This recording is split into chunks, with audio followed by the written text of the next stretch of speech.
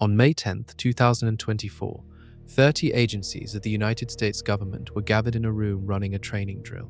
Their scenario: a powerful geomagnetic storm hits Earth. Their mission: figure out what breaks. Then the real thing arrived. A solar eruption that forecasters said would peak at severe, and then surpassed it, reached Earth and proceeded to drag satellites out of orbit, blind spacecraft at Mars, warp the protective layers surrounding our planet, and create a radiation belt that had never existed before. We will follow what actually happened inside that storm: a protective shield that shrank to a fraction of its normal size, a belt of trapped radiation still lingering in space weeks later, a fleet of farm tractors that suddenly had no idea where they were, and a planet whose defenses were tested in ways no model had predicted. If you find this series worth your time, subscribing takes 1 second, and it helps more than you'd think. The storm came from a single sunspot cluster. What it revealed about our world is still being studied today. Prepare yourselves. We begin. Representatives from NASA and 30 other United States government agencies were seated in a conference room on May 9, 2024, running through a simulation. The scenario was fictional. A powerful solar storm had struck Earth. Satellites were losing altitude. Power grids were under stress. Communication systems were flickering. The agencies were meant to work through the response together, find the gaps, and improve their coordination before the real thing happened. Then someone interrupted the exercise. The real thing was happening. A geomagnetic storm was already building in the magnetosphere surrounding Earth. Within hours, it would reach the highest category on the space weather scale. The drill, which had been designed to expose weaknesses in emergency preparedness, was replaced by an actual emergency. Every plan, every coordination gap, every unanswered question they had been rehearsing suddenly had real consequences. Jamie Favors, director of NASA's Space Weather Program, described the moment directly. The plan had been to run through a hypothetical scenario to find where existing processes worked and where they needed improvement. Then the hypothetical was interrupted by something very real. That interruption became one of the defining moments in modern space weather science. The storm that arrived on May 10th has since been named the Gannon Storm, in memory of leading space weather physicist Jennifer Gannon, who passed away just 1 week before the event she had devoted her career to preparing for. It was the first G5 geomagnetic storm in over 2 decades. G5 is the highest rating on the geomagnetic storm scale used by the National Oceanic and Atmospheric Administration. It means severe. It means the kind of event that only arrives once or twice in a generation. Forecasters had predicted severe conditions. Several analysts expected the storm to reach G4. What they got was something that blew past those predictions and kept climbing. The active region driving it had been growing on the face of the star for days. NASA's Solar Dynamics Observatory watched it closely. From May 3rd through May 9th, the observatory recorded 82 significant solar flares from that single region alone. 82 in 7 days. For context, that eclipsed the total flare count for some entire years during the previous solar cycle. The same region would later fire off an even larger eruption after rotating out of direct Earth view. An X-class flare nearly 9 times the minimum threshold for that category. But in the days leading up to May 10th, the accumulated energy had already set something in motion that no forecast model had fully anticipated. 7 separate clouds of plasma and magnetic field had launched from the star and were now converging in space, merging as they traveled, combining their pressure and speed into a single compound shockwave. Each of those clouds was a coronal mass ejection. Individually, any one of them would have caused a notable geomagnetic disturbance. Together, they formed something that arrived at Earth's magnetic field like a fist rather than an open hand. The agencies in that conference room had been running a hypothetical. The hypothetical walked through the door, and as the Gannon storm began to press against the magnetosphere, it started producing effects that scientists are still working to explain today. Effects on Earth, on the satellites above it, on the protective layers wrapped around our planet, and on a world nearly 150 million miles away. The storm had only just begun, and what it did to Earth's defenses in the hours that followed was something no model had clearly predicted and no satellite had ever directly observed at that scale. The geomagnetic storm scale runs from G1 to G5, G1 is minor. G5 is severe. Forecasters at the National Oceanic and Atmospheric Administration watch the incoming solar wind data in real time, tracking the speed, density, and magnetic orientation of material streaming from the star. In early May 2024, the data was clearly dangerous. Multiple coronal mass ejections were on their way. The agency issued its first severe geomagnetic storm watch in nearly 20 years. That alone was extraordinary. A watch at that level had not been issued since the Halloween storms of 2003. But forecasters initially predicted the storm would peak somewhere between G3 and G4. G4 events are rare.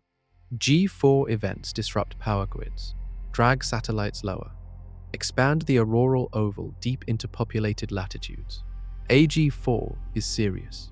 G5 was not the expected outcome. Geomagnetic storm intensity is determined largely by what happens when the solar material actually connects with Earth's magnetic field. The key variable is the orientation of the magnetic field embedded inside the incoming plasma cloud. When that embedded field points southward, it aligns against the direction of Earth's own magnetic field, and the two systems link up in a process called magnetic reconnection. That linkage tears open a channel. Energy pours through. The storm amplifies. The Gannon storm arrived with an embedded magnetic field pointing sharply southward. It exceeded -50 nanoteslas, a measurement of magnetic field strength. That is an extreme value. It held that orientation long enough to drive sustained energy transfer into Earth's system for over 30 hours. Duration matters as much as intensity. A brief spike and a prolonged push are not the same thing. This storm did both. The KP index, a global measure of geomagnetic disturbance that runs from 0 to 9, reached 9. The maximum value, the SIM-A index, which captures the intensity of the equatorial ring current during a storm, peaked at nearly 500 nanoteslas in the negative direction. Values in that range mark what scientists classify as a superstorm. Some measurements put the storm's overall severity as the third largest recorded since 1868, behind only the March 1989 storm and an event from 1941. What no forecast model caught was the compound nature of the incoming structure. 7 coronal mass ejections had launched over several days and were interacting with each other in space before arrival. They merged, compressed, and accelerated. Each one affected the speed and density of what followed. By the time the combined structure reached Earth's magnetic field, it was carrying far more energy than the sum of any single component. The National Oceanic and Atmospheric Administration's forecast models depend heavily on what scientists call a persistence assumption. The model tends to project that conditions in the near future will resemble conditions in the recent past. In quiet solar weather, that works reasonably well. In a rapidly escalating compound event, it fails. The storm's geomagnetic index was underpredicted by 100 to 300 units across every forecast window, from 0 to 3 days out. The lesson that emerged from the forecasting failure was sobering. Even with direct observations of the incoming solar material, the prediction models struggled to capture what multiple interacting eruptions could produce when they arrived together. The storm was larger than expected. The protection around Earth responded accordingly, and the way Earth's own shielding reacted to that pressure revealed something that no satellite had ever clearly seen before: a collapse that stripped away layers of protection that most people did not even know existed. Everything that followed began with a single region on the face of the star. It appeared gradually through the first days of May 2024. Ground-based observatories and NASA's Solar Dynamics Observatory tracked its growth as it rotated into view. By May 10th, the region designated NOAA AR1 3664 had grown into a complex, tangled mass of magnetic field lines spanning an area roughly 16 times the diameter of Earth. Sunspot clusters of that scale are not impossible. They are, however, rare enough that when one appears, every space weather agency in the world pays close attention. A sunspot is not simply a dark patch. It is a place where the star's magnetic field has become so intensely concentrated that it suppresses the normal convective rise of hot material from below. The result is a region that is cooler than its surroundings by several thousand degrees, which makes it appear darker against the blinding brightness of the surrounding surface. That temperature difference is enormous in absolute terms. But the real significance of a large sunspot cluster is not what it looks like.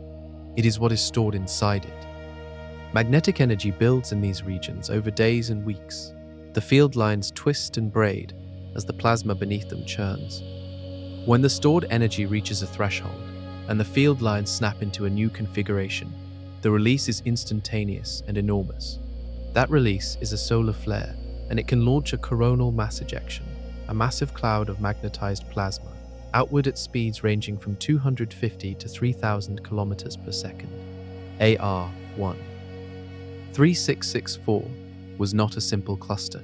It was classified as a delta configuration, meaning the magnetic polarities within it were mixed together in an unstable arrangement. That instability is exactly what makes a region prolific. Between May 3rd and May 9th, this single region produced 82 significant flares.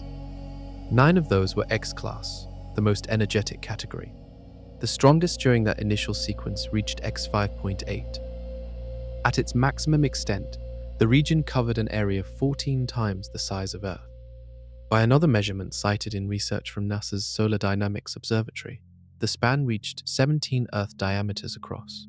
At that scale, the active region was visible to careful observers using solar filters on basic equipment from the ground. What made it especially dangerous was not just its size, but its position. AR-1 3664 was located near the center of the star's visible face, pointed almost directly at Earth. Every eruption from a centrally positioned region fires along a trajectory that intersects Earth's orbit. An active region near the edge of the disk fires sideways. A centrally positioned one fires straight ahead. AR-1 3664 spent its most productive days centered almost perfectly. When the region finally rotated past the edge of the visible disk and pointed toward Mars, it fired an even larger flare. That detail becomes important later. But for 6 critical days in May, this cluster was aimed squarely at our planet, firing repeatedly, launching cloud after cloud into space along a trajectory that only had one destination. The region has since been studied as one of the most productive and powerful active regions of the current solar cycle. Understanding why it produced so much energy so quickly, and why the forecasting models missed the cumulative effect, is still an active area of research. What it launched toward Earth did not arrive as 7 separate events. By the time it got here, it had merged into something different entirely. The count alone is striking: 82 significant solar flares in 7 days from a single active region. To understand what that number means, it helps to know what a solar flare actually is. A flare is a sudden, intense burst of radiation, released when magnetic field lines in an active region snap, reconnect, and release enormous stored energy in a fraction of a second. The radiation travels at the speed of light, which means it reaches Earth in about 8 minutes. The first effect of a powerful flare is a radio blackout. The intense X-ray and ultraviolet radiation ionizes the upper layers of Earth's atmosphere on the sunlit side, absorbing high-frequency radio waves and cutting off communications on shortwave frequencies. This happened repeatedly during the first week of May 2024. Flares are classified by intensity. C-class flares are relatively common and minor. M-class flares are 10 times more energetic and can cause brief radio disruptions. X-class flares are another 10 times more powerful and represent the most extreme category. There is no upper limit to the X-class scale. An X1 is a threshold event. An X10 is 10 times that threshold. An X5.8, which AR-1 3664 produced on May 10th, is a serious event by any measure. From May 3rd through May 9th, the observatory observed the region produce 9 X-class flares. Several M-class flares preceded and followed each major eruption. The barrage was relentless. Each eruption also temporarily reconfigured the magnetic field in the region, but instead of stabilizing it, the region kept reloading. The tangled Delta-class magnetic configuration of AR-1 3664 was continuously rebuilding its energy supply. The pace exceeded anything seen during the previous solar cycle's maximum. In the first 6 months of 2024, the star produced more solar flares than were observed in any full year during the 2014 solar maximum. AR-1 3664 was the dominant driver of that count. Not every flare produces a coronal mass ejection. Flares release radiation instantly, but a coronal mass ejection is a physical cloud of material that must be launched and will travel at a slower pace. Many flares produce no ejection at all, but a sufficiently large flare from an active delta configuration region often does. AR-1-3664 was launching both simultaneously, repeatedly, in rapid succession. Each ejection launched before the previous one had finished traveling.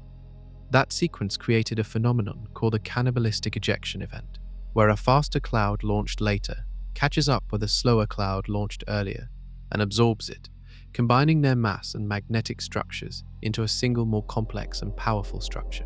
By the time the merged cloud from AR-1-3664 arrived at Earth's magnetic field, it was not a clean, simple plasma cloud. It was a compound structure carrying multiple overlapping magnetic fields, some pointing southward in the exact orientation most damaging to Earth's defenses. The radiation from the flares arrived 8 minutes after each eruption. The radio blackouts were immediate and documented, but the physical clouds were still traveling, and as they merged in interplanetary space, the thing being built out there day by day was something the forecasting models had not seen before in this exact form. 7 distinct ejections had been identified in the sequence. They were converging, compressing, accelerating each other, and Earth's magnetic field was about to absorb the impact of all 7 at once. Between May 7th and May 9th, at least 7 coronal mass ejections launched from AR-1-3664 and headed toward Earth.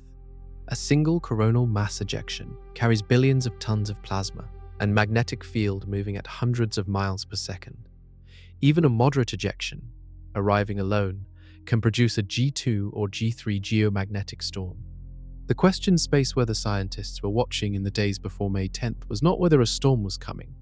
It was what kind of storm a chain of overlapping ejections could produce when they arrived almost simultaneously. The answer to that question is what separates the Gannon storm from most events in recent memory. As each ejection launched into interplanetary space, it expanded outward in a widening cone of plasma and magnetism. The first ejection had already been traveling for a day when the second launched behind it.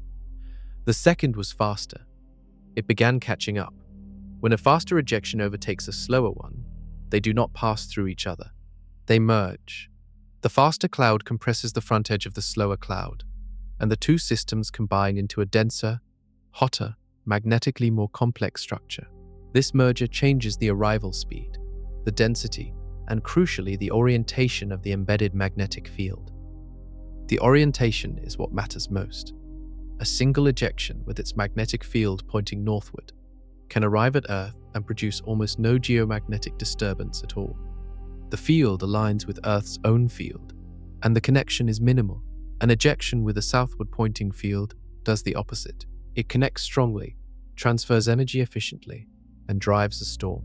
When 7 ejections merge, their combined magnetic structure is no longer predictable from any single component. By the time the compound structure reached the first monitoring point, a satellite positioned roughly 1 million miles toward the star from Earth, called the Advanced Composition Explorer. The data it sent back showed something unusually complex. The arriving cloud was dense, fast, and carrying a strongly southward magnetic component. The satellite's readings gave forecasters roughly 30 to 60 minutes of warning before impact. In that window, the National Oceanic and Atmospheric Administration elevated its storm watch. When the merged structure struck Earth's magnetosphere, just after 5 in the afternoon Universal Time on May 10th, it did not produce a brief shock followed by a gradual decline. The southward magnetic orientation held for hours. The storm current that flows around Earth's equatorial region, a ring of charged particles called the ring current, intensified dramatically. The disturbance persisted for over 30 hours. That duration was as important as the initial impact. Storms that last are storms that damage. Power transformers that can withstand a brief spike are vulnerable to sustained currents flowing through the ground. Satellites that can survive a short period of increased drag face cumulative altitude loss during a prolonged event. The atmosphere above the satellite zone expanded and stayed expanded. The effects compounded. What 7 separate ejections could not have done individually, they accomplished together. Their merger in interplanetary space created a weapon the forecasting models had not clearly anticipated. And the first thing it attacked when it reached Earth was the invisible shield most people never think about, a layer wrapped around the planet that kept shrinking and shrinking as the storm pushed in. 30 minutes. That was approximately the lead time between the moment the Advanced Composition Explorer satellite detected the arriving solar material and the moment it hit Earth's magnetic field. 30 minutes is not nothing. 30 minutes is enough to warn power grid operators to reduce load, enough to alert satellite operators to enter safe mode, enough to issue a public geomagnetic storm warning. The National Oceanic and Atmospheric Administration did all of these things. Its Space Weather Prediction Center elevated alerts, issued public notices, and briefed operators across critical infrastructure sectors. And the storm was still worse than predicted. This is the uncomfortable reality that the Gannon event put directly in front of the space weather community. Warning capability exists. The Advanced Composition Explorer has been sitting at the gravitational balance point between Earth and the star since 1997, measuring solar wind in real time and relaying data back to ground stations. A newer satellite, the Deep Space Climate Observatory, launched in 2015, adds additional monitoring at the same position.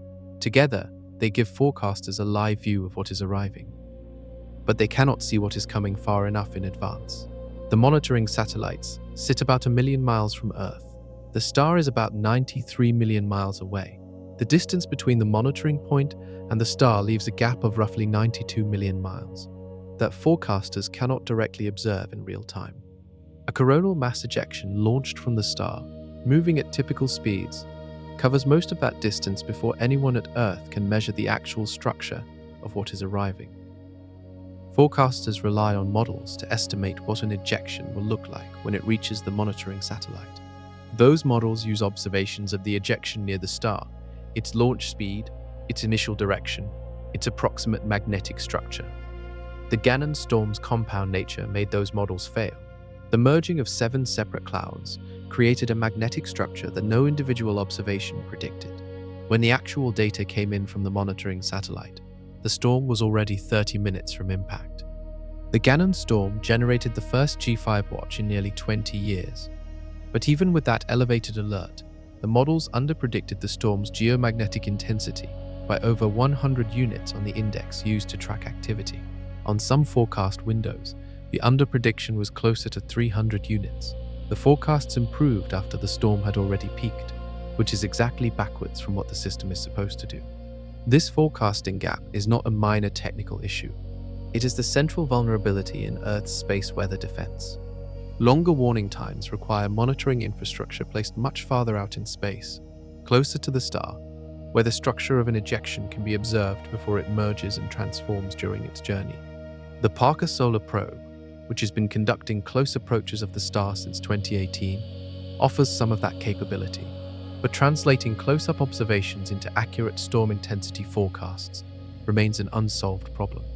The 30-minute warning was real, the preparation it enabled was real, and the storm still arrived larger than expected, hit harder than modeled, and behaved in ways that the best available tools did not anticipate. What the storm then did to the layers surrounding Earth revealed something that even the best instrumented researchers had never clearly seen before. Most people know that Earth has a magnetic field.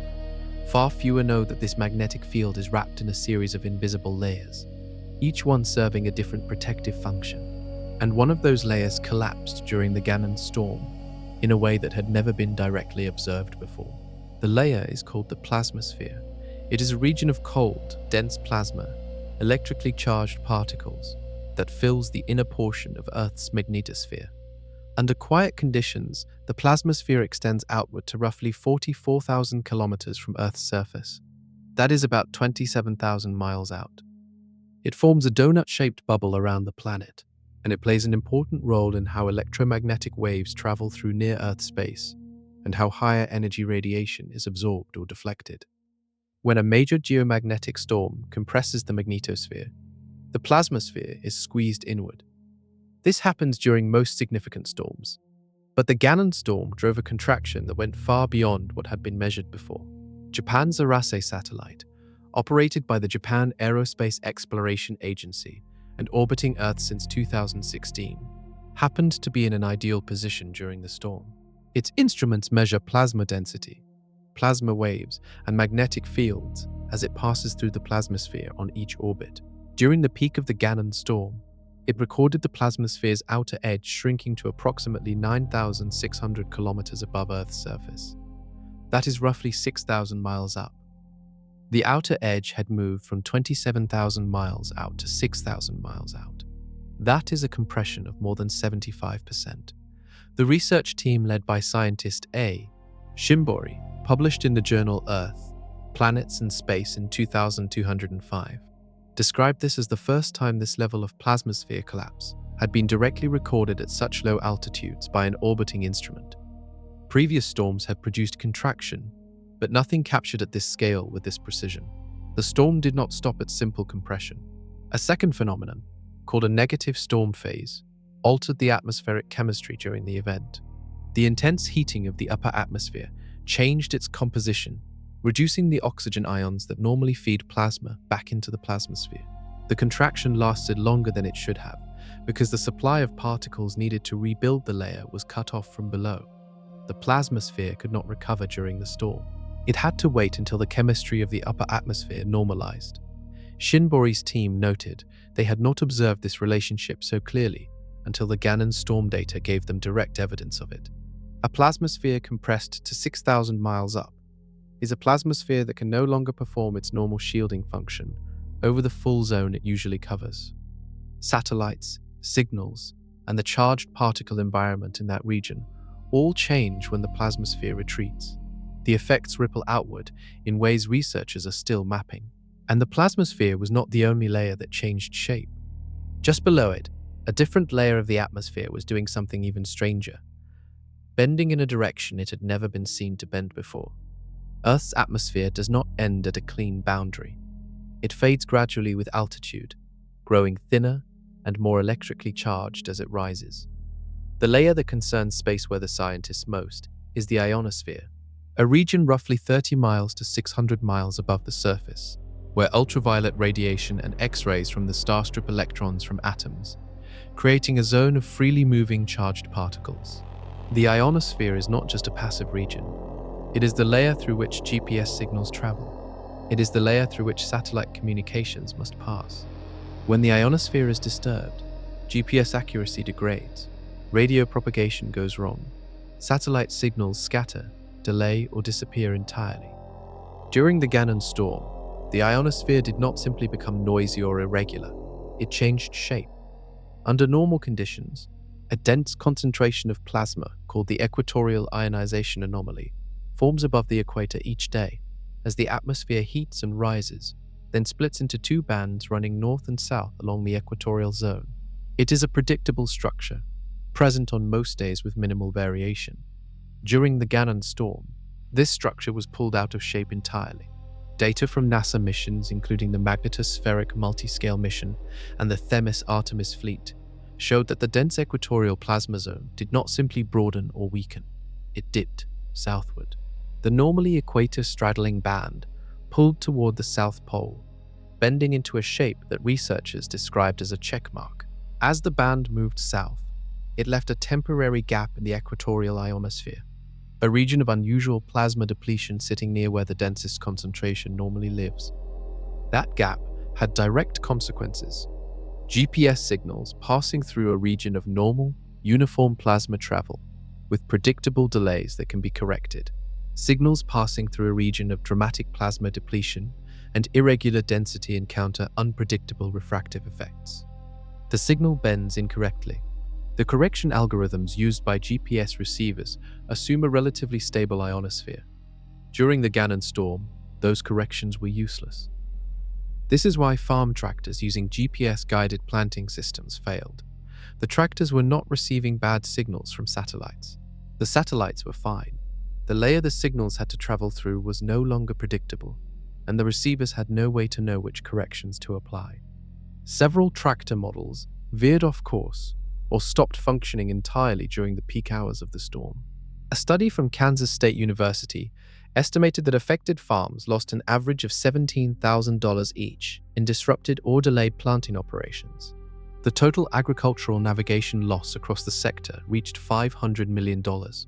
A distortion in the ionosphere, a layer most people have never heard of, translated directly into losses in fields across Middle America. And the ionosphere was just one of several layers behaving in ways that nobody had clearly predicted. Above it, something entirely new was being built in space. Auroras are supposed to be a polar phenomenon. They form when charged particles from the star travel along Earth's magnetic field lines and funnel down into the atmosphere near the magnetic poles, where they collide with oxygen and nitrogen atoms and cause them to emit light. Under normal conditions, this light appears in an oval ring around each pole. The stronger the storm, the larger the oval becomes, and the further it expands toward lower latitudes. The Gannon storm expanded that oval further than almost any event in recorded history. Auroras were reported and photographed across central Mexico, across Florida, across Texas, across Hawaii. In Europe, people photographed vivid light displays across Spain, across southern France, across northern Africa. The auroral oval had stretched so far equatorward that the lights reached magnetic latitudes of approximately 26 degrees. By one assessment cited by NASA researchers, that places the Gannon storm among the lowest latitude aurora displays documented over the past 500 years. This comparison is imprecise because documentation quality across 5 centuries is uneven. Historical accounts of unusually widespread auroras exist from multiple centuries, but matching them accurately to magnetic latitude requires detailed records that were not always kept. What scientists can say is that the Gannon storm produced aurora visibility at latitudes comparable to some of the most extreme events in the historical record. The color of the aurora carries information. Green auroras form when oxygen is energized at lower altitudes, roughly 60 to 150 miles up. Red auroras form from oxygen at higher altitudes, above 150 miles. Blue and purple come from nitrogen molecules. During the Gannon storm, something rarer appeared: magenta auroras at very high altitudes. This color results from a combination of blue nitrogen emissions and red high-altitude oxygen emissions occurring simultaneously, a spectral blend that requires an unusual energy input at multiple altitude levels at once. It had rarely been photographed before at the intensity seen during the Gannon storm. The auroras were beautiful. They were also a visible symptom of something that was happening to the protective layers above the planet. Every photon of aurora light represents energy that had been carried into the atmosphere from outside and deposited there.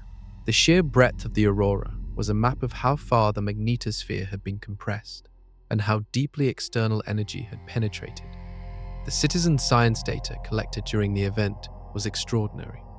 Because the storm arrived in an era of smartphones and social media, millions of photographs were taken from mid-latitudes where professional scientific instruments are sparse.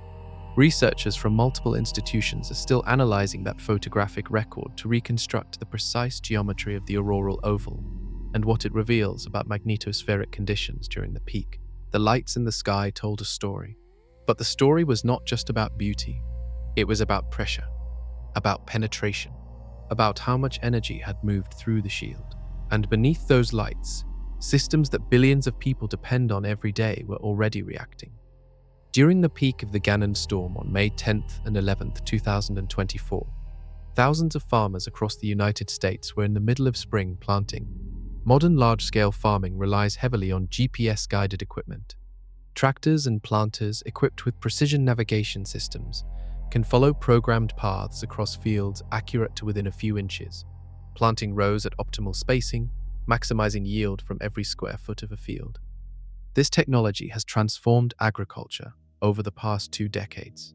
It reduces fuel costs, reduces operator fatigue, and significantly improves crop uniformity. For many large operations, it is no longer optional. It is how the work gets done. On May 10th, the ionosphere that GPS signals must pass through was no longer stable. The plasmasphere above it had collapsed. The equatorial ionization structure had bent south. The signals from GPS satellites were arriving at receivers after passing through a layer of plasma that was irregular, depleted in some regions, and completely unpredictable. The correction algorithms built into precision agriculture receivers could not compensate for distortions they had not been designed to handle. Some tractors began drifting off their programmed lines. Rows that should have been planted parallel began to converge or diverge. Some systems flagged errors and halted entirely, leaving operators to finish planting manually. Others continued moving without alerting the operator, planting incorrectly, until the problem was noticed. The losses were not catastrophic in the way a power outage is catastrophic. No one was injured. No crops already in the ground were destroyed. But the timing was critical. Planting windows in spring are narrow. Missing the optimal window means reduced yields. Replanting incorrectly spaced rows costs time and fuel. For farms operating on tight margins, even a partial disruption during peak planting has real financial consequences. Terry Griffin, a professor of agricultural economics at Kansas State University, estimated that affected farms lost an average of around $17,000 each. Across the sector, GPS navigation disruptions during the storm resulted in agricultural losses estimated at $500 million. That number represents a loss caused entirely by distortion in an atmospheric layer 40 to 200 miles above the ground. No physical damage to any equipment. No direct solar exposure. The machinery was fine. The layer the signals traveled through was not. It is also worth noting what this reveals about a future storm. The Ganem event produced a GPS disruption, significant enough to disrupt an entire agricultural sector during a single planting window. A Carrington-level storm, the most extreme event in the historical record, would compress and distort the ionosphere far more severely and for a longer period. The agricultural losses from a Carrington-level event in the current precision farming era would be measured in terms no agricultural insurance model has fully calculated. Farms across the American Midwest felt the storm without ever looking at the sky. And above those farms, more than 30,000 feet up, an entirely different class of disruption was already forcing decisions that reshaped that day's global air traffic. When a major geomagnetic storm strikes, the decision for an airline is not simple. Several converging problems affect high-altitude and polar route aviation during an extreme space weather event.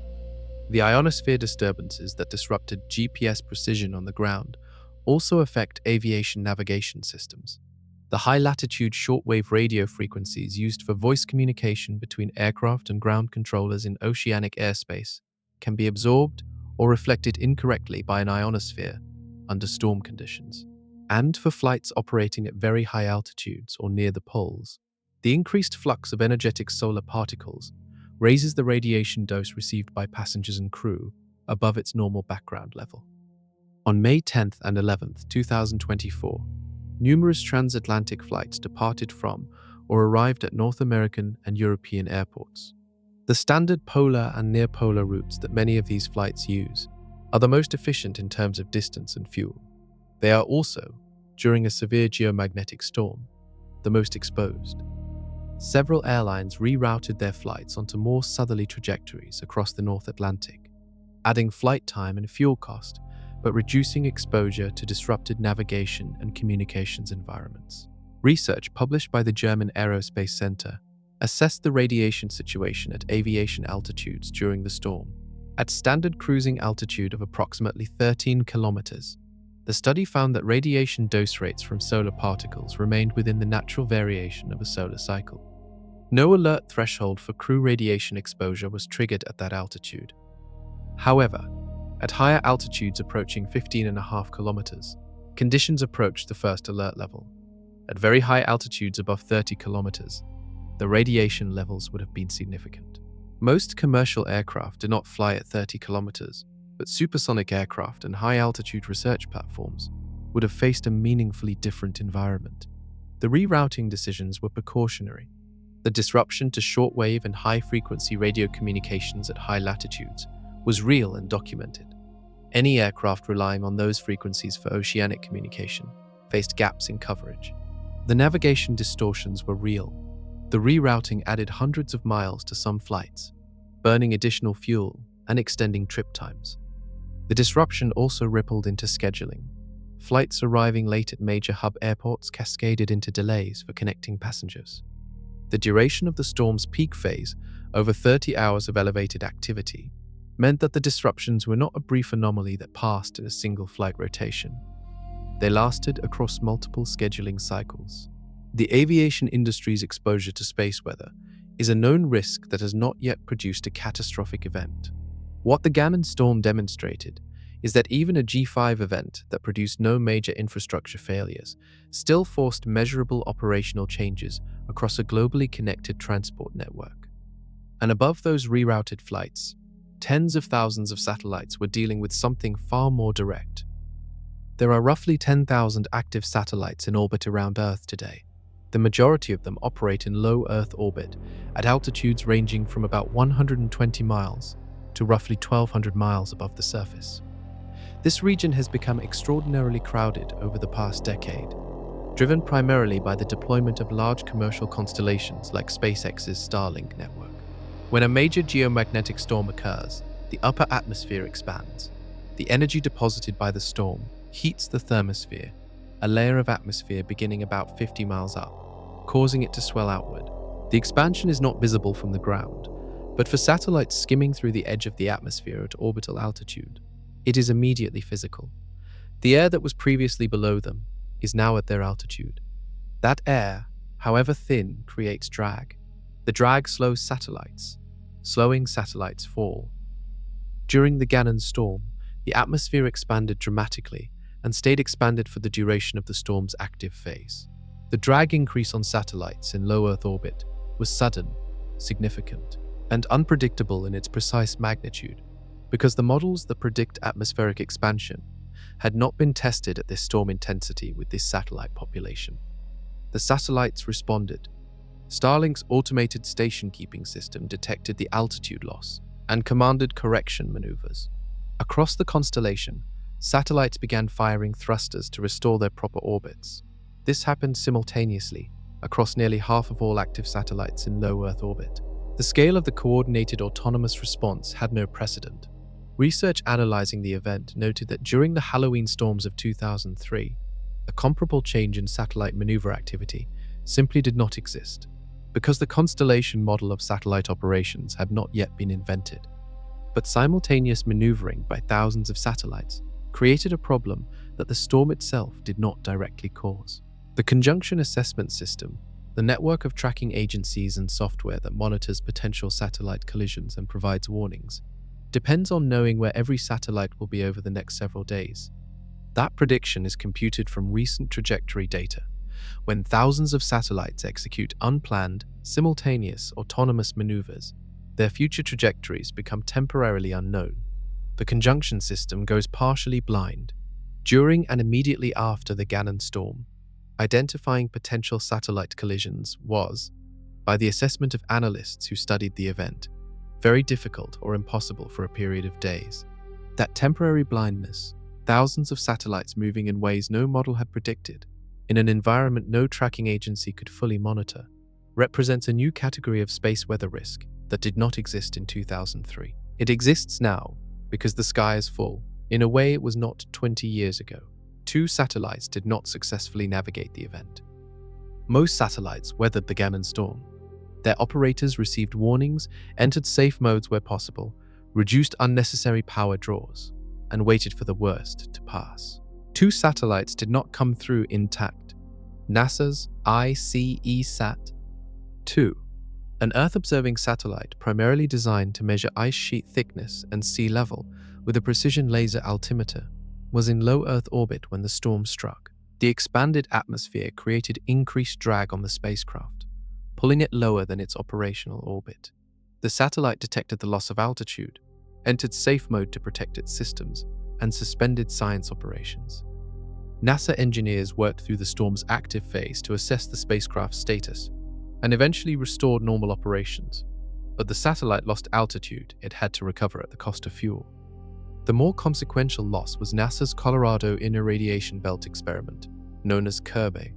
This was a CubeSat, a small satellite roughly the size of a shoebox, carrying an instrument called REP-TILE-2 designed to measure high-energy electrons and protons in the inner radiation belt. CIRB was in low Earth orbit when the storm dramatically increased atmospheric drag. The satellite began losing altitude. Unlike larger satellites with sufficient propulsion to compensate, CIRB had no way to maintain its orbit against the increased drag. 5 months after the storm, in October 2024, Survey deorbited prematurely. It burned up in the atmosphere. The satellite had been designed for a longer operational life. The storm shortened that life by an unknown but significant margin.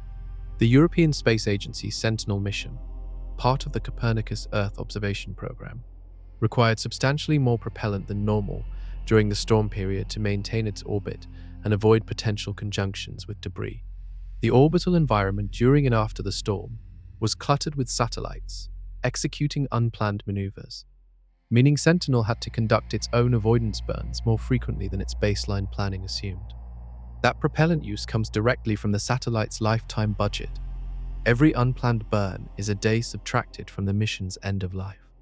These satellite losses and damage cases occurred during a G5 storm that did not cause catastrophic infrastructure failure on the ground.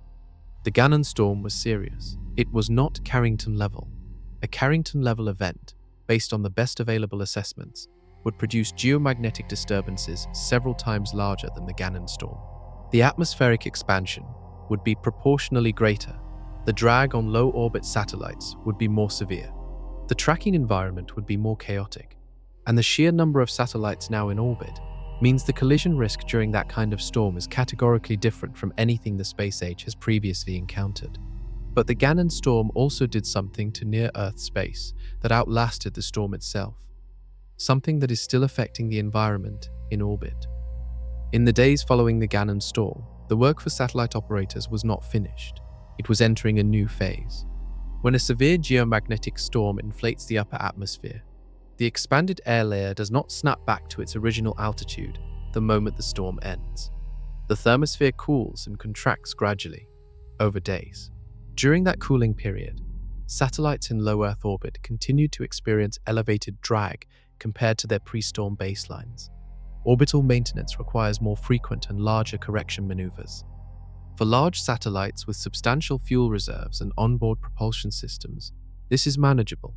For satellites designed with lean fuel budgets assuming normal atmospheric conditions, it is a problem that compounds over time. Every correction burn uses propellant that cannot be resupplied. When the propellant runs out, the satellite's operational life ends, regardless of whether its instruments are still functioning. The European Space Agency's Sentinel fleet, operated as part of Europe's Copernicus Environmental Monitoring Program, faced exactly this scenario during and after the Gannon storm. The satellites detected increasing drag, executed orbit maintenance burns to compensate, and continued operations. But the combined effect of the storm period burns and the post-storm elevated drag environment consumed propellant that had been budgeted for normal operations. The mission planning teams had to recalculate remaining fuel reserves and adjust end-of-life estimates accordingly. The Copernicus program is a critical piece of global environmental monitoring infrastructure. The Sentinel satellites measure sea surface temperature, track deforestation, monitor glacier retreat, observe agricultural land use, and provide data that feeds into weather forecasting models, climate assessments, and emergency response systems. Losing any Sentinel satellite earlier than planned creates a gap in that monitoring record. A separate but related consequence emerged in the orbital debris environment. The elevated drag during the storm did produce one unintended benefit. It accelerated the natural deorbit of debris fragments in low Earth orbit. Pieces of old satellites, spent rocket stages, and other debris in the lower altitude bands lost enough orbital energy during the storm to deorbit faster than they otherwise would have. The Gannon storm effectively cleaned some debris from the environment, but the cleaning came at a cost. The same drag that deorbited debris also dragged operational satellites lower and disrupted the conjunction tracking system. Whether the net effect on the orbital environment was positive or negative over the long term is still being analyzed. What the propellant consumption data from Sentinel and other missions demonstrates clearly is that a G5 storm imposes real costs on operational satellites, even when those satellites survive the event. The costs are paid in fuel, in mission lifetime, and in operational disruption. And there were costs being imposed on Earth's radiation environment as well. costs that no satellite operator had predicted because they required the creation of something entirely new. The conjunction assessment system is one of the less publicized but absolutely essential components of modern space operations. Every day, a network of radar stations and optical telescopes on the ground tracks hundreds of thousands of objects in Earth orbit. The data feeds into computational models that project each object's future position forward in time, typically across a 7-day window. When two tracked objects are predicted to pass within a dangerous proximity of each other, the system generates a conjunction warning. Satellite operators receive the warning and must decide whether to execute an avoidance maneuver. This system works because it assumes that the future positions of objects can be reliably projected from their current trajectories. That assumption depends on the atmosphere behaving predictably, on satellites following their planned station-keeping schedules, and on no large unpredicted forces altering thousands of trajectories simultaneously. The Gannon storm invalidated all three assumptions at once. The atmospheric expansion was larger than the models predicted, meaning the drag-induced altitude loss for every satellite in low Earth orbit was greater than the trajectory projection software had assumed. The satellites were not where the models said they would be. Additionally, Starlink's automated station-keeping system and the automated systems of other large constellations commanded simultaneous unplanned maneuvers across nearly half of all active satellites. Each of those maneuvers changed a satellite's trajectory in a way that had not been communicated to the tracking system in advance. Research analyzing the event noted that the combination of unpredictable drag and bulk, autonomous maneuvering made identifying potential conjunctions during the storm and in the days that followed very difficult or impossible. In the language of orbital mechanics, the tracking agencies had temporarily lost situational awareness of a significant fraction of the low Earth orbit environment. This is a new problem. During the Halloween storms of 2003, which were comparable in intensity to the Gannon event, the satellite population in low Earth orbit was a fraction of its current size. The large automated constellations that now dominate the orbital environment did not exist. The conjunction assessment system was managing a smaller, slower-moving population of satellites with more predictable behavior. The current orbital environment has fundamentally changed the risk profile of a major geomagnetic storm.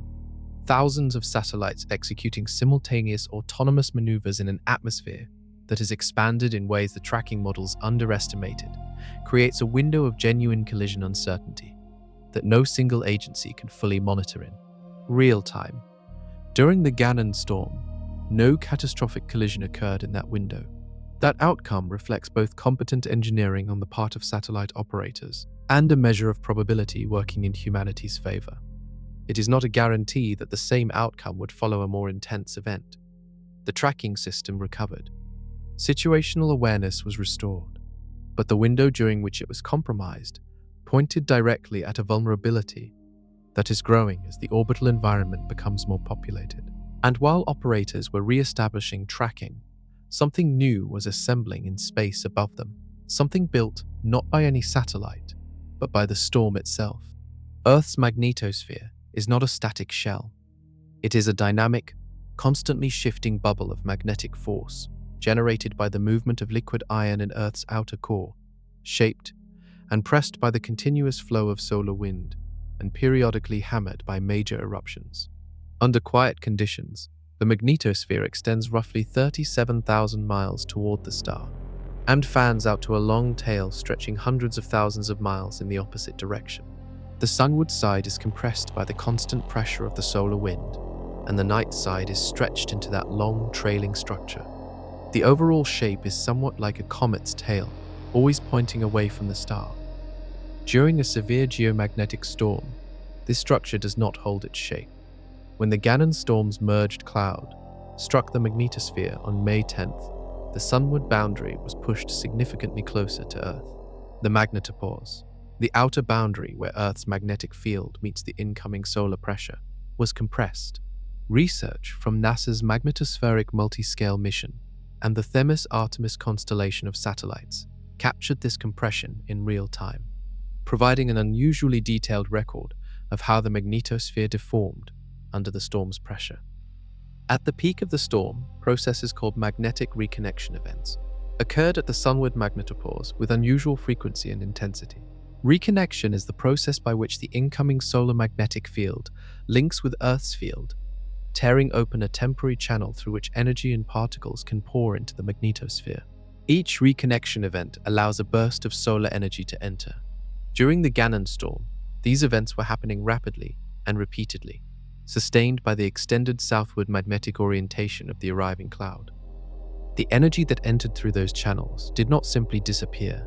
It drove electric currents through the ionosphere, intensifying the auroral electrojets, the powerful current systems that flow along the auroral ovals. The auroral electrojet index reached approximately 2,000 nanoteles during the initial phase and climbed further as the storm progressed. These are extreme values that reflect the scale of current flowing through the upper atmosphere. On the ground, the changing magnetic field induces electric currents in anything conducting: power lines, pipelines, railway tracks, communication cables. These are called geomagnetically induced currents, and they are the mechanism by which a space weather event can physically damage infrastructure on the surface. Modeling conducted for the United Kingdom found that peak-induced currents at some electrical substations during the Gannon storm exceeded 60 amps. That is not catastrophic for a properly managed grid, but it is significant, and it reflects only what happened during a G5 event. Historical storms have produced far larger induced currents. The magnetosphere absorbed the blow, bent, reconnected, and eventually recovered. But in recovering, it left something behind, something assembled from the energetic particles that had been trapped and redirected during the storm's most intense phase, something that had never been there before.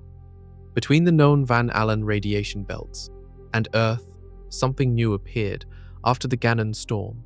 The Van Allen belts are two permanent zones of trapped radiation encircling the planet.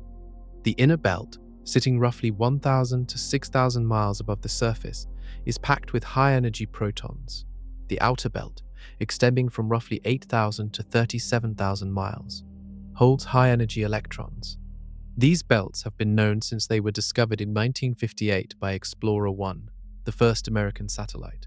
They are a permanent feature of Earth's near-space environment and a significant hazard for satellites that must pass through them. During and after the Gannon storm, NASA's Survey CubeSat, the same satellite that would later deorbit prematurely, detected something that should not have been there. A new radiation belt had formed between the inner edge of the known inner belt and Earth itself. The belt contained both high-energy electrons and high-energy protons. It was not a permanent structure. It was a transient belt, assembled from particles injected into the inner magnetosphere. During the storm's most intense phase, trapped by the distorted magnetic field geometry. The electron component of the new belt decayed and disappeared by June 28th, roughly 7 weeks after the storm. But the proton component was different. REP tile 2 data showed proton energies exceeding 6.8 megaelectron volts in the new belt. These protons were highly stable. They were losing energy very slowly. The proton belt persisted long after the electron belt had gone, remaining as a hazard for spacecraft passing through that altitude range well into the weeks following the storm. For satellites in geostationary transfer orbits, the trajectory that commercial satellites travel through on their way to operational geostationary altitude, passing through this new proton belt was not a choice. It was simply part of the route. Every satellite that traveled through that zone after the Gannon storm passed through an elevated radiation environment that had not existed before May 10th. High-energy protons cause cumulative damage to solar panels and electronics. Multiple passes through such a belt can shorten a satellite's operational life. Research published in the Journal of Geophysical Research, Space Physics in 2205, documented the belt's characteristics in detail. The formation of a new temporary radiation belt after an extreme geomagnetic storm is not unprecedented in the historical record, but the Gannon storm is the first time this phenomenon was captured with instruments of this resolution in the current era of dense satellite operations. The new belt formed directly in a zone that is now regularly transited by commercial spacecraft. Scientists are still analyzing what the proton belt's persistence means for satellites that pass through it. The storm ended. The radiation it left behind did not immediately follow, and the storm's effects did not stop at Earth's edge. The proton belt born from the Gannon storm was not a brief disturbance. It was a structure. Understanding why it persisted requires understanding how radiation belts form and what keeps them alive. Charged particles become trapped in a planetary magnetic field when they enter a region where the field lines curve back toward the planet. The particles begin spiraling along those field lines, bouncing back and forth between the northern and southern magnetic hemispheres, like balls on an elastic cord.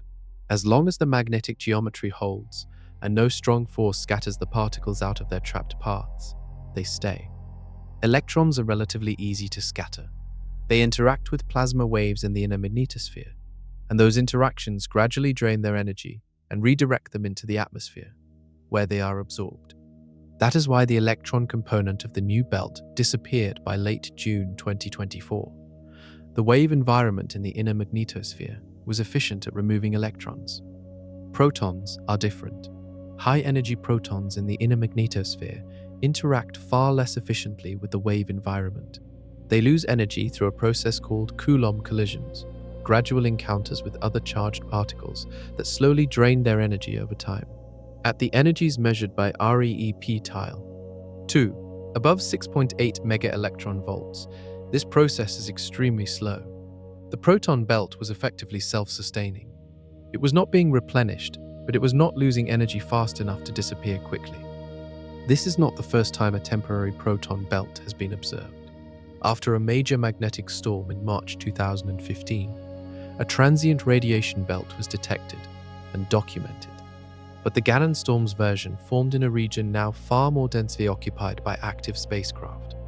And the REP tile 2 instruments provided resolution and coverage that previous instruments had not delivered. The data captured the belt's structure, its energy distribution, and its evolution over time with an unprecedented level of detail. What the data also showed was a potential problem for mission planners that had not been part of standard space weather risk assessments. The assumption embedded in most satellite mission designs is that the radiation environment between the inner Van Allen belt and Earth is relatively benign under normal conditions. A temporary proton belt forming in that zone after an extreme storm means the baseline assumption is wrong for the weeks following a G5 event. Satellites launched on geostationary transfer trajectories during the weeks after the Gannon storm crossed through that proton belt multiple times. Whether any sustained measurable damage to their electronics or solar panels from that exposure is still being examined. The belt's energy levels were high enough that the question is worth asking. The proton belt eventually decayed. The inner magnetosphere returned to its normal configuration. But its persistence revealed a gap in how the space industry accounts for post-storm radiation environments. The Gannon storm had reshaped Earth's immediate space environment in ways that outlasted the storm by weeks.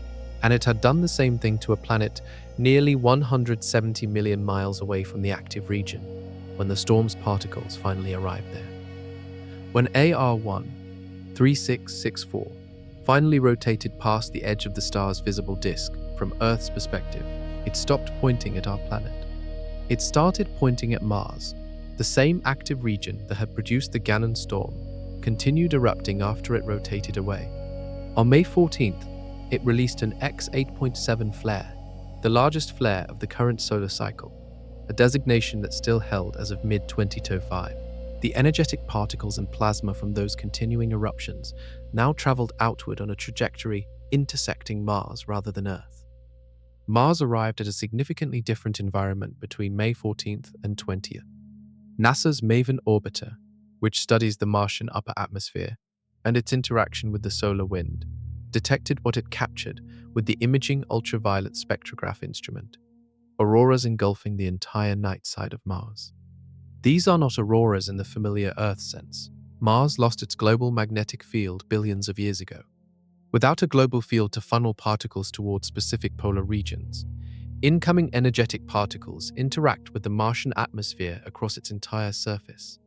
The aurora that MAVEN detected was a planet-wide event, a total atmospheric illumination driven by the arriving solar particles. The intensity of the aurora increased over the observing window as progressively more energetic particles arrived.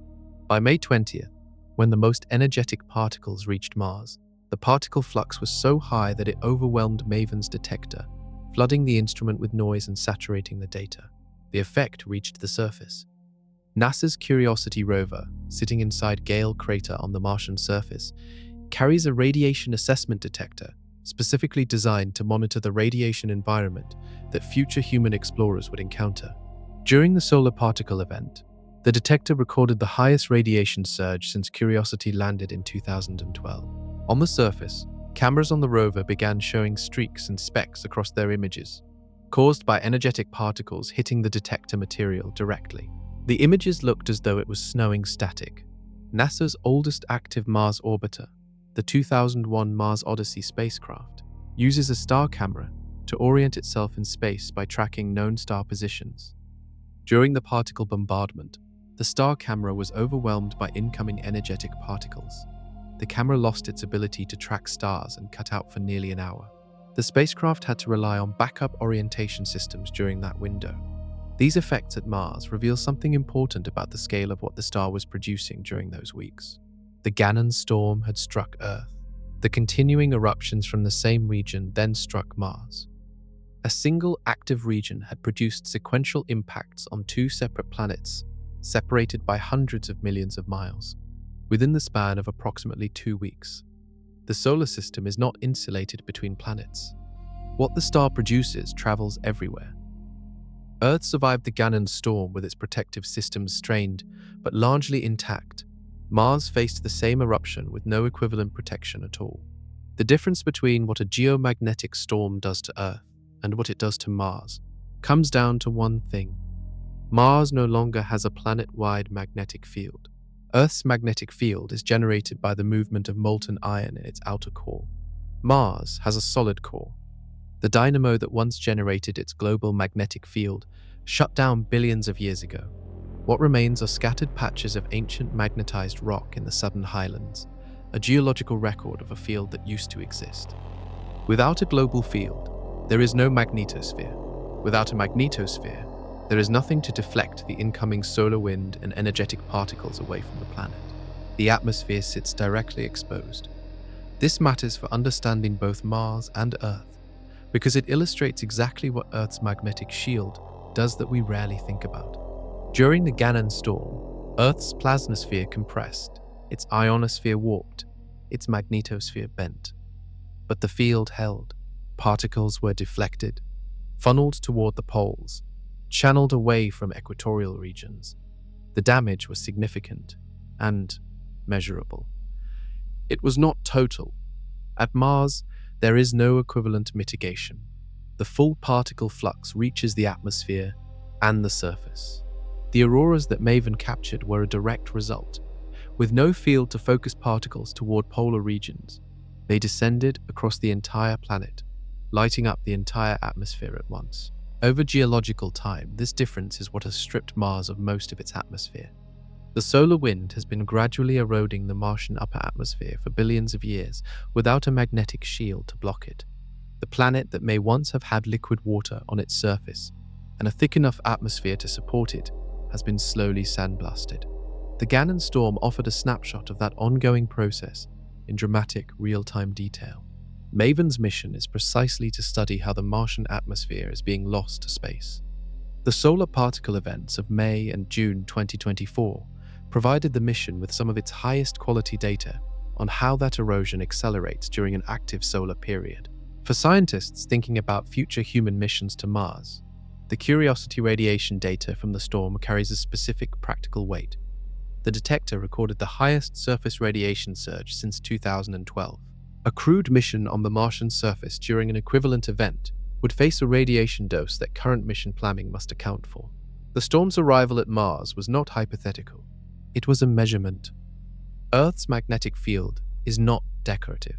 The difference between Earth's outcome and Mars's outcome during the same storm is the difference between a protected planet and an exposed one.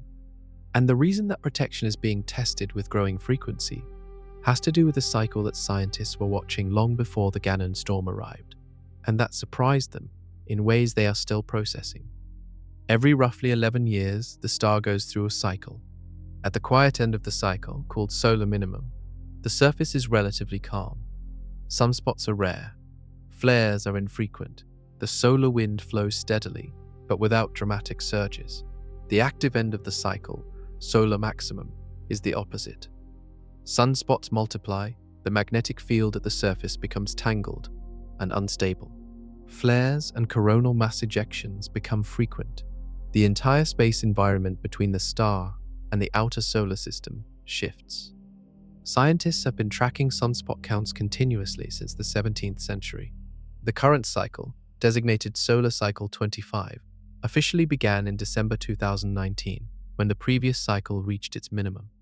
At the time, an expert panel assembled by NASA and the National Oceanic and Atmospheric Administration predicted that Solar Cycle 25 would be a weak to moderate cycle, broadly similar to the previous cycle, Solar Cycle 24, which was itself one of the weakest cycles in a century. That prediction was significantly wrong.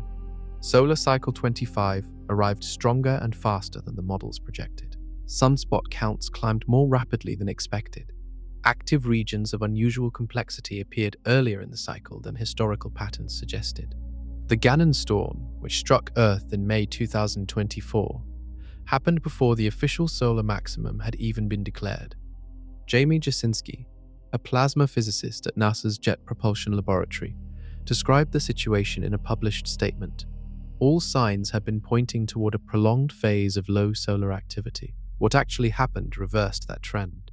His direct characterization of what the star was doing was simple. It is slowly waking up. In October 2024, NASA, the National Oceanic and Atmospheric Administration, and the Solar Cycle Prediction Panel officially announced that the star had reached solar maximum. That declaration confirmed what the data had been showing for months. The cycle had peaked, and it had peaked higher than any of the standard models predicted at the cycle's start. The previous solar maximum in 2014 had been quiet enough that scientists were actively discussing whether the star was entering a prolonged low-activity period, similar to historical episodes that lasted decades. The Maunder minimum, between roughly 1645 and 1715, was one such period during which sunspot counts dropped near zero for decades. Some researchers had proposed that Cycle 25 might mark the beginning of a modern grand minimum. The Gannon storm, arriving before that maximum was even officially declared, was one of the clearest signals that those predictions had been incorrect. The official declaration of solar maximum in October 2024 came 5 months after the Gannon storm had already produced the most powerful geomagnetic event in over 2 decades. That sequencing is important. The most extreme storm of the cycle arrived before forecasters had even confirmed the cycle had peaked. This means the worst of Solar Cycle 25 may not be the Gannon storm. It may be what comes next. Solar maximum is not a single moment. It is a sustained period. The announcement means the star's activity level has reached its highest point in the cycle, but activity can remain elevated for months or even a few years before declining toward the next solar minimum. During that plateau period, the probability of another extreme event remains high. The active regions that produce G5 storms need only the right magnetic configuration in the right position on the star's face. That configuration can reappear at any time during the active phase. Active region AR1 3664, the cluster that drove the Gannon storm, rotated out of direct Earth view and continued erupting. It rotated back into view weeks later, having partially reorganized.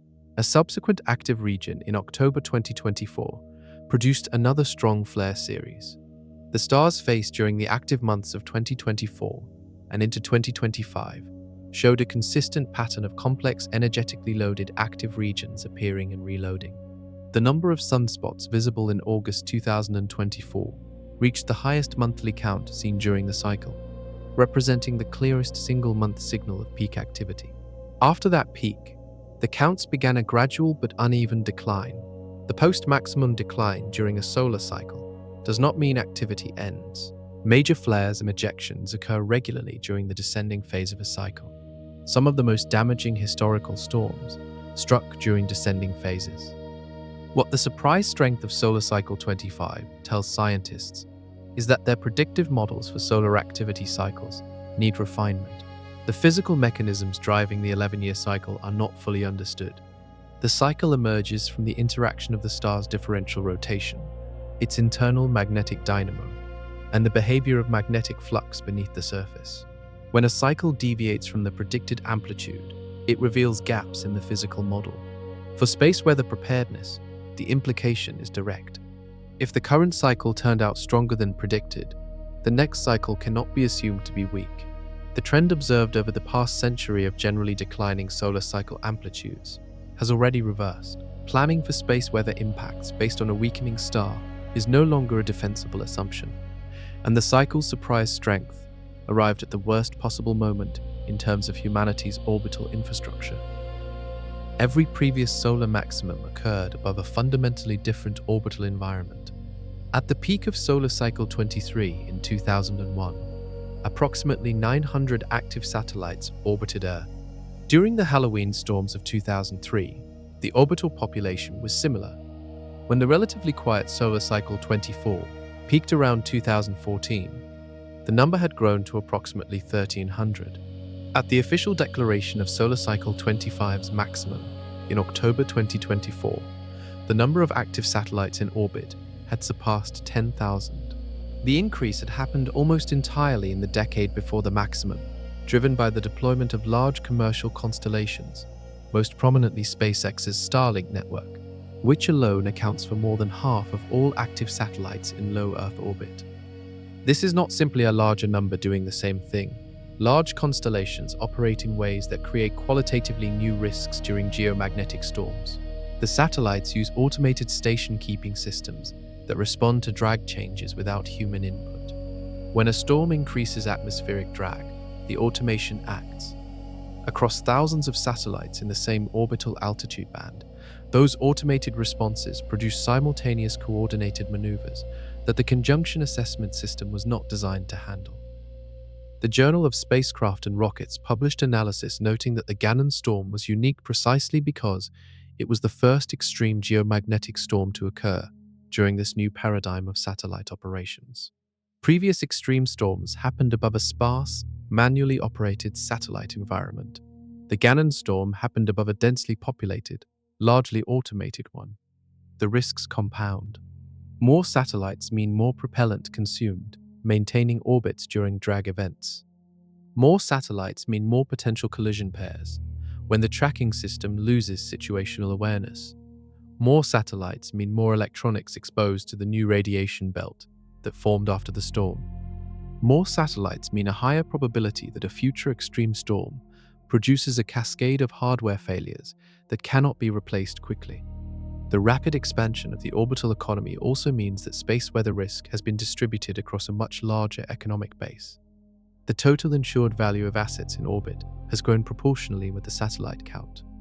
A Carrington-level storm above this environment would be an insurance event of a scale that no existing model has fully priced. The combination of a stronger than predicted solar maximum and a more vulnerable orbital environment than any previous maximum occurred above is not a theoretical future concern. It is the current situation, and it will persist through the descending phase of solar cycle 25 and into the next cycle. The Gannon storm tested this environment at G5. It revealed specific failure modes, and it produced observations that scientists describe without exaggeration as unprecedented in the entire history of space weather measurement. The Gannon storm has been called the best documented geomagnetic storm in recorded history. That description is not promotional. It reflects a specific and meaningful reality about when the storm occurred. Measuring a geomagnetic storm requires instruments positioned throughout the system being measured. Ground-based magnetometers track the induced currents in the solid Earth. Ionospheric radars and GPS receiver networks map the distortions in the atmospheric layers. Satellite instruments in dozens of different orbits capture conditions in the magnetosphere, the radiation belts, the plasmasphere, and the solar wind. And in 2024, every one of those measurement categories was represented by a larger, more capable, and more widely distributed sensor network than existed during any previous major storm. The Halloween storms of 2003, the closest comparable event in recent history, were studied with the instruments of that era. NASA's suite of heliophysics missions in 2024 were substantially more capable. The magnetospheric multi-scale mission, launched in 2015, provided real-time 4 spacecraft measurements of magnetic reconnection events at the magnetopause with a resolution no previous mission could achieve. Themis Artemis provided coordinated magnetospheric measurements. MAVEN was at Mars. Parker Solar Probe was operating closer to the star than any previous mission.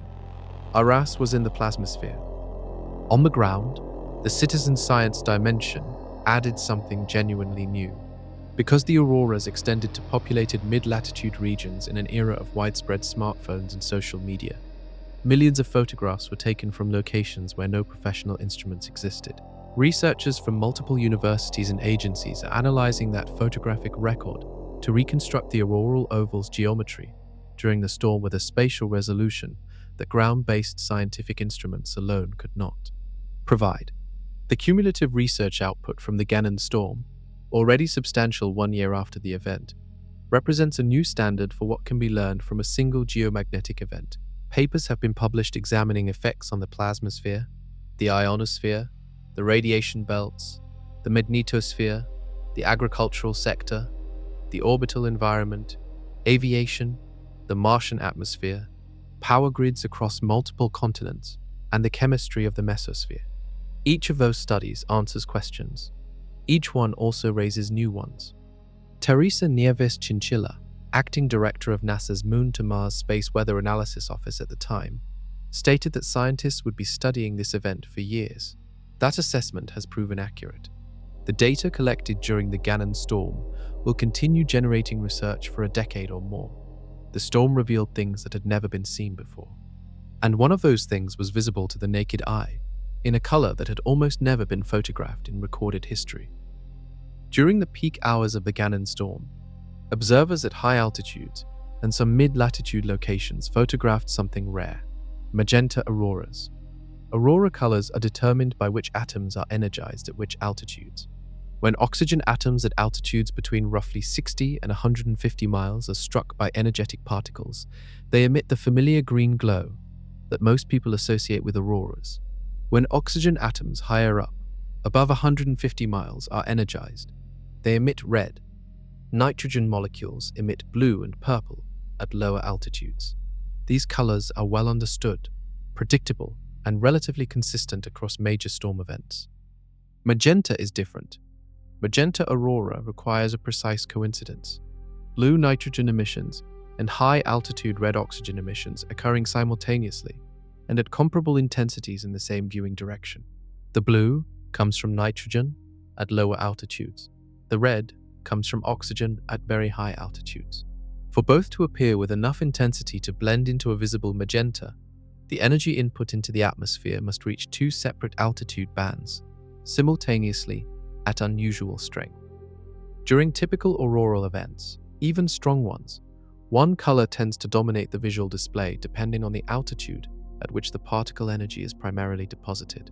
The simultaneous co-occurrence of intense lower altitude nitrogen emission and intense high altitude oxygen emission at levels visible to cameras and the human eye requires a storm driving energy into the atmosphere across an unusually broad altitude range all at once. The Gannon storm was that kind of storm. Photographs from Alaska, from Scandinavia, and from high-altitude observation sites documented the magenta coloration during the peak hours. The images were not filtered or enhanced. The cameras recorded what was there. For many aurora photographers, it was the first time they had captured that color in years or decades of observation. For some, it was the first time ever. The magenta aurora was not a separate phenomenon from everything else the storm was doing. It was a visual expression of the same energy input that was compressing the plasmasphere, warping the ionosphere, and generating the ring current. Every photon of that unusual color represented atmospheric chemistry responding to a particle bombardment deep enough and energetic enough to reach multiple altitude layers at once. It was also, in a precise physical sense, a marker of how close the system had come to an edge. The depth of penetration required to drive magenta auroras at the intensities observed during the Gannon storm was a measurement, visible to anyone with a camera, of how hard the magnetosphere had been pressed. The lights were extraordinary. What they meant was more significant than how they looked. And what the storm means for the infrastructure humanity has built, infrastructure that did not exist during any comparable event in history, is a question that a 2026 report put in deliberately clear terms.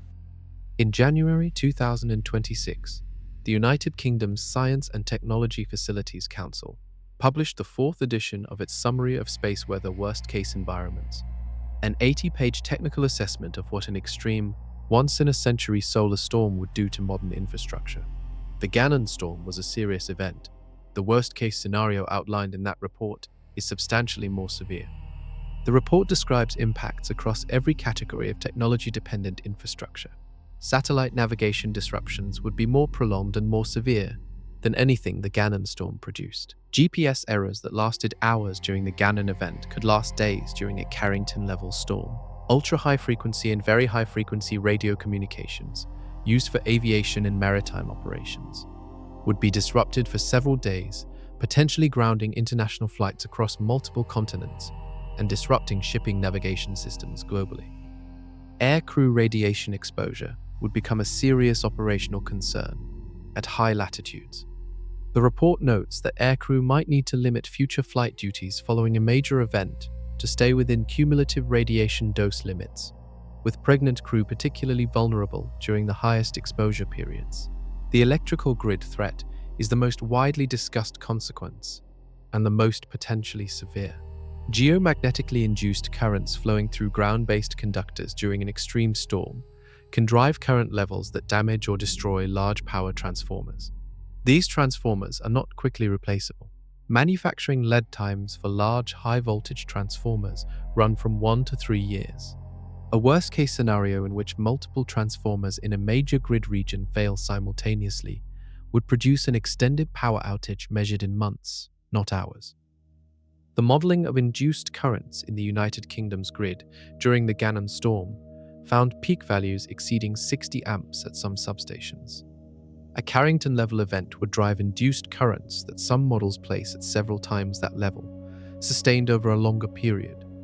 The report assessed that while an extreme space weather event is unlikely to trigger a complete civilizational collapse, the cascading effects of extended power outages in a society where water treatment, food distribution, medical systems, and communications all depend on continuous electricity supply are deeply disruptive. The consequences compound rapidly when the infrastructure failure lasts weeks rather than hours. The good news, embedded in the report, is that warning time and mitigation are real. Grid operators can reduce load and open certain circuit connections in advance of a storm, reducing the transformer damage risk significantly. Satellite operators can enter safe modes. Airlines can reroute or ground aircraft. The difference between a manageable event and a catastrophic one is largely a question of preparation time and coordination. The Gannon storm was the closest test of those systems in 20 years. The verdict was mixed, 1850 to 9. The telegraph network was the most sophisticated communication technology on Earth. Wires stretched across continents. Operators sat at their instruments, exchanging messages at speeds that seemed miraculous to anyone who had grown up with horses and written letters. On September the 1st and 2nd, 1859, a solar eruption of extraordinary scale struck Earth. The geomagnetic storm that followed, now called the Carrington event after the British astronomer Richard Carrington, who observed the solar flare that preceded it, produced effects that no one at the time had any framework to explain. Auroras appeared as far south as Cuba and Hawaii. In some regions, they were bright enough at night to read by. Telegraph operators across North America and Europe reported that their equipment was sparking, shocking them through the keys, and in some cases, operating and transmitting messages after the power supplies had been physically disconnected. The induced currents from the storm were so strong that the telegraph wires themselves had become live conductors. Several telegraph stations caught fire. The storm's intensity, measured retroactively from historical records of geomagnetic disturbances, places it significantly above the Gannon storm. The Gannon storm's SIM-A index reached nearly 500 nanoteslas in the negative direction. Estimates of the Carrington event's equivalent intensity suggest it was at least 2 to 4 times more intense. Some models place it higher. Applying the Carrington event's intensity to modern infrastructure is the central question of worst-case space weather planning. In 1859, the electrical grid did not exist. There were no satellites. There were no GPS systems. There were no precision agriculture operations, no transatlantic flights, no orbital constellations, no internet backbone cables carrying induced currents. The Carrington event was devastating for what existed in 1859. For modern infrastructure, it would be something categorically different. Power grid transformers of the type that keep entire regions of a country powered are not designed to withstand sustained geomagnetically induced currents at Carrington-level intensities. Satellites in low Earth orbit would face atmospheric drag far exceeding what the Gannon storm produced. The new radiation belts that formed after a G5 event would form with far greater intensity and persistence after a Carrington-level event. The conjunction assessment system, which already struggled during the Gannon storm, would face a far more severe challenge. The Carrington event is not a theoretical extreme. It happened. It will happen again. The only unknown is when. The most physically dangerous aspect of an extreme geomagnetic storm for a modern society is not visible from the ground, not visible from orbit, and not measurable without specialized equipment. It flows silently through the Earth itself. When a geomagnetic storm changes the strength and direction of Earth's magnetic field rapidly over a large area, that changing field induces electric currents in any large conducting structure. The same basic physics that makes an electric generator work, a coil of wire moving through a changing magnetic field, applies to power lines, pipelines, railway tracks, and the ground cables of undersea communication systems. The currents induced in these structures during a major storm are called geomagnetically induced currents, and they are the primary mechanism by which space weather causes physical damage to ground infrastructure. For power grids, the specific danger is to large high-voltage transformers. These devices are designed to handle alternating current at the precise frequencies used by national grids. Geomagnetically induced currents are direct currents. When a direct current enters a transformer designed for alternating current, it causes the transformer's core to saturate magnetically. The transformer begins drawing reactive power and generating heat in ways it was not designed to manage. In a brief surge, the transformer may recover. In a sustained event, the heat builds, the insulation degrades, and the transformer fails. Replacing a failed large high-voltage transformer is not like replacing a circuit breaker. These are custom-built devices, often weighing over 300 tons, manufactured in limited quantities by a small number of facilities globally. Lead times range from 1 to 3 years. A power grid region that loses multiple transformers simultaneously to a sustained geomagnetically induced current event faces an extended outage that cannot be repaired by any rapid response protocol. During the Gannon storm, modeling of the United Kingdom grid found peak-induced currents exceeding 60 amps at some substations in southwest and east-central England. The British Geological Survey published this analysis alongside historical comparisons. The 1989 storm, which caused a 9-hour blackout across the province of Quebec in Canada by tripping protective systems in rapid cascade, drove larger induced currents than the Gannon event. A Carrington-level event would drive currents larger still. Quebec recovered in 9 hours because the failure was cascading circuit breaker trips, which are resettable. Transformer damage is not resettable on any emergency timescale. The North American grid has taken steps since 1989 to add geomagnetically induced current monitoring and protective relay systems at some substations. The coverage is incomplete. The mitigation is partial. The Gannon storm tested what exists. The results showed that the monitoring infrastructure performed, the alerts were issued, and significant damage was avoided. The margin that separated avoiding damage from experiencing it during the Gannon storm remains a subject of active analysis. What is clear is that the margin is not infinite. The scientific community knows that geomagnetic storms are coming. The star announces them. The eruptions are observed. The clouds travel for hours or days. And yet, during the Gannon storm, the forecast models were off by hundreds of index units, even in the final hours before impact.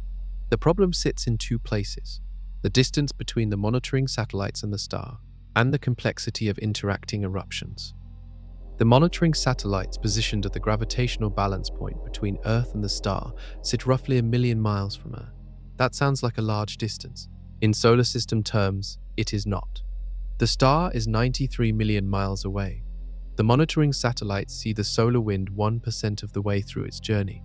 By the time an ejection cloud reaches the monitoring point, it has already been traveling for days, interacting with the background solar wind, interacting with any previously launched clouds, and evolving in ways that no observation near the star fully predicted. For the Gannon storm, 7 ejections had launched over several days and merged during their travel. When the merged structure arrived at the monitoring point, it had a magnetic configuration that no model built from individual ejection observations had predicted. The southward magnetic field orientation that drove the storm to G5 intensity was a product of the merging process, not of any single ejection's initial magnetic structure. This is the core of the forecasting problem. The most critical variable for predicting storm intensity is the orientation of the magnetic field embedded in the arriving plasma cloud. That orientation is determined partly by the initial launch and partly by how the cloud evolves and interacts during its multi-day journey. The monitoring satellites measure it only when the cloud is 30 minutes from impact. There is currently no way to measure it earlier, at sufficient resolution to extend the forecast window. The Parker Solar Probe, which has been conducting increasingly close passes of the star since 2018 and completed its closest approach yet in late 2004, offers a partial path forward. Observations made closer to the star can catch ejections before they travel far enough to interact and change. Whether those observations can be translated into accurate intensity forecasts far enough in advance to be operationally useful is an active area of development. Several research groups are working on machine learning models trained on historical storm data to improve intensity predictions. These models show promise for recognizing patterns in arriving solar wind data that pure physics models miss. They have not yet been tested against another G5 event. The 30-minute warning during the Gannon storm was real and useful.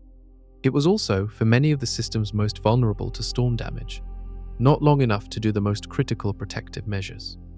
Power grid operators need 4 to 6 hours of warning to implement the most effective transformer protection procedures. 30 minutes allows for alert status changes. It does not allow for grid reconfigurations. The forecasting gap is the most consequential unresolved problem in space weather science. A research study published in late 2205, authored by a team including plasma physicist Jamie Jasinski of NASA's Jet Propulsion Laboratory, analyzed the long-term pattern of solar activity and reached a conclusion that changed the framing of what the Gannon storm represented.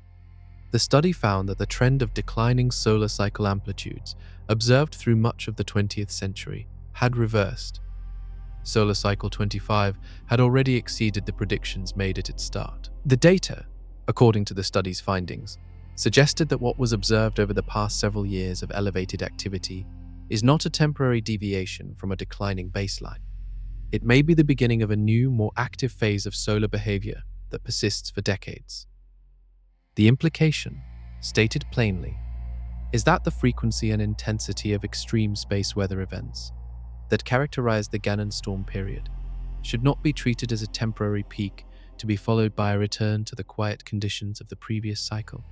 The star may be entering a period in which this level of activity is the baseline. Jasinski summarized the finding in a statement. All signs had pointed toward the star entering a prolonged phase of low activity. What the data now showed had reversed that expectation entirely.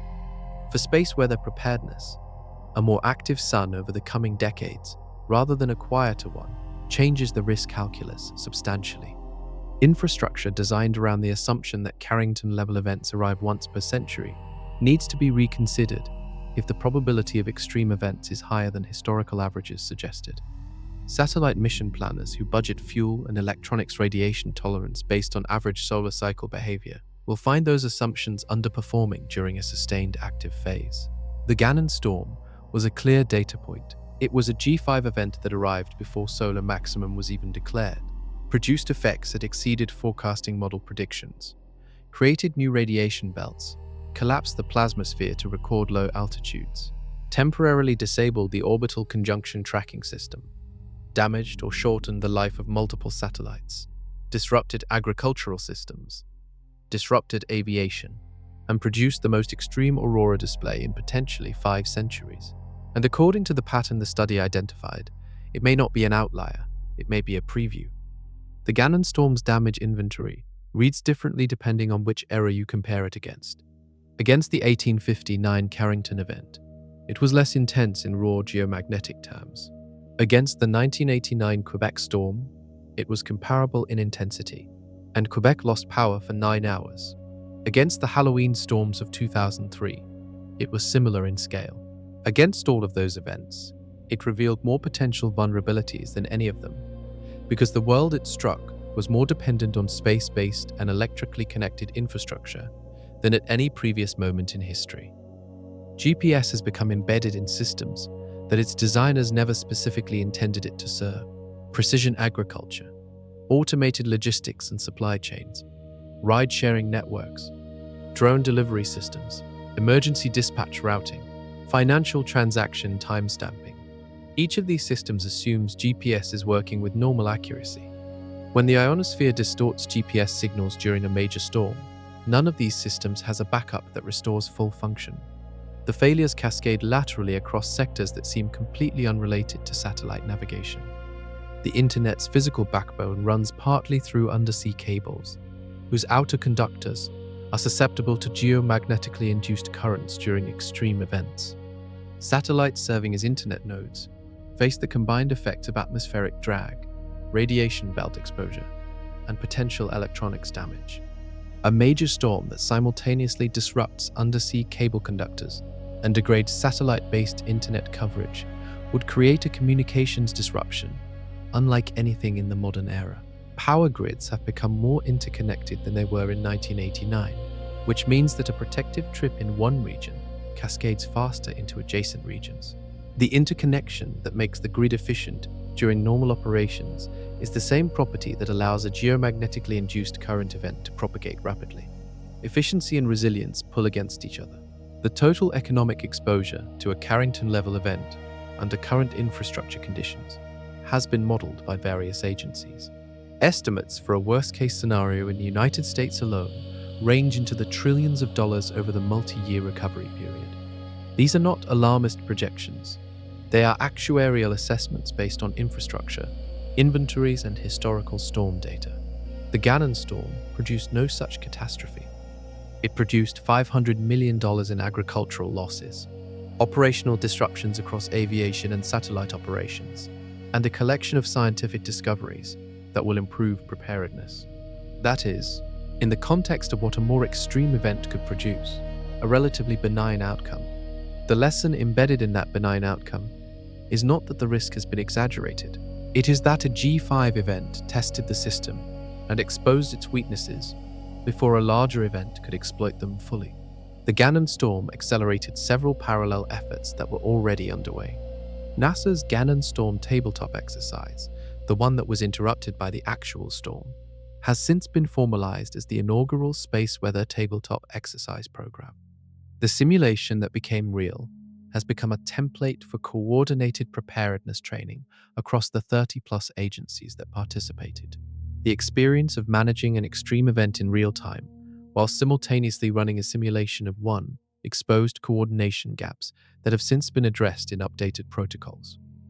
The research community mobilized quickly. Within months of the storm, papers were appearing in journals across multiple disciplines.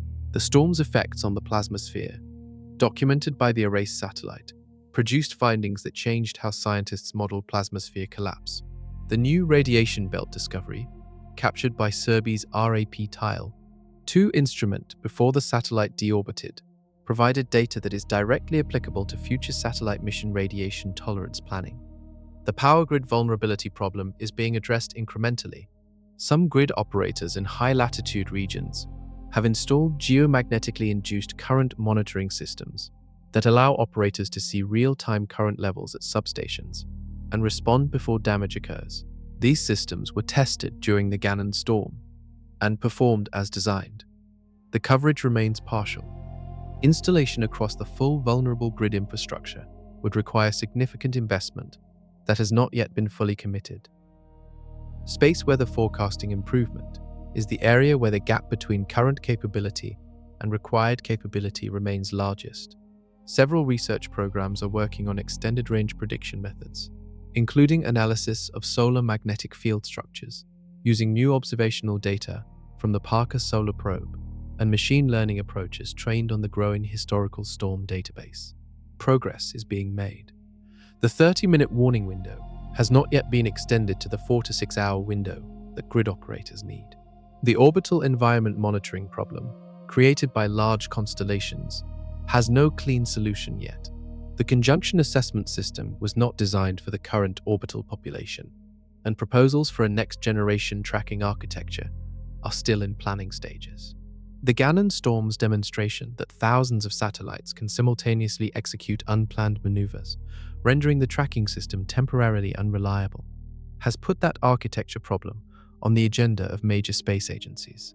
What remains unknown is the most important thing: when the next major storm arrives, and how large it will be. The Gannon Storm's data is being studied. The systems it exposed are being hardened. The knowledge it produced is real and valuable.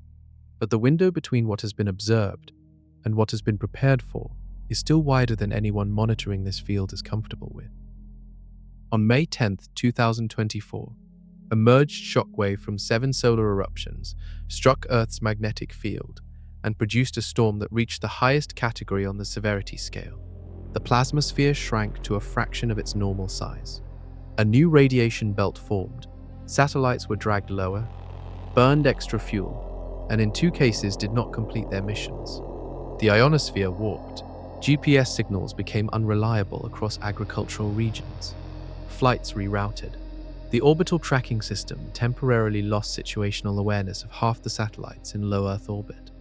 Mars got hit. Curiosity recorded its highest radiation surge since landing. Aurora appeared across Florida. And nothing catastrophic happened. That outcome is not a signal that the threat is manageable without effort. It is a signal that the Gannon Storm, as extreme as it was, fell short of the level at which modern infrastructure actually fails at scale. The transformers held. The grid did not cascade. No satellite constellation was destroyed. The internet stayed on. The gap between the Gannon Storm's intensity and the intensity at which catastrophic failure begins is real, but it is not unlimited. A Carrington-level event crosses that gap. Based on the estimates available, a storm of that magnitude would push geomagnetically induced ground currents to levels that existing transformer protections were not designed to withstand. It would expand the atmosphere far enough to drag a significant number of satellites into premature deorbit. It would create radiation belts more intense and more persistent than the one SERB documented. It would disrupt GPS-dependent systems across every sector simultaneously and for an extended period. The physical mechanism that produces such a storm is not theoretical. It has happened before. The only reason it has not happened again in the modern era is time. The Carrington event was 166 years ago. The modern electrical grid is roughly 100 years old. The satellite era began 67 years ago. The dense commercial orbital environment is less than a decade old. These timelines have not yet overlapped with a Carrington-level event. Statistically, they will. What the Gannon Storm gave scientists, engineers, and policymakers is something rare, a clear, well-documented, high-intensity test of a vulnerable system that did not produce maximum consequences. That kind of test is exactly what preparedness programs need to identify specific weaknesses, measure real margins, and build targeted responses before a more severe event demands them. The data from the Gannon Storm is still being analyzed. The papers are still being published. The satellite orbits that were altered, the plasmasphere that compressed to a depth never before recorded, the radiation belt that persisted for weeks, the tractors that lost their way in Iowa, the auroras over Florida, the Martian surface glittering with particle snow. All of it is evidence. Evidence of a star that is more active than predicted. Evidence of a planet whose infrastructure has outpaced its space weather resilience. And evidence that the gap between what happened in May 2024 and what could happen next time is a gap that closes only if the window to prepare is used. That window is still open. What gets built in it is what determines the outcome of the next one.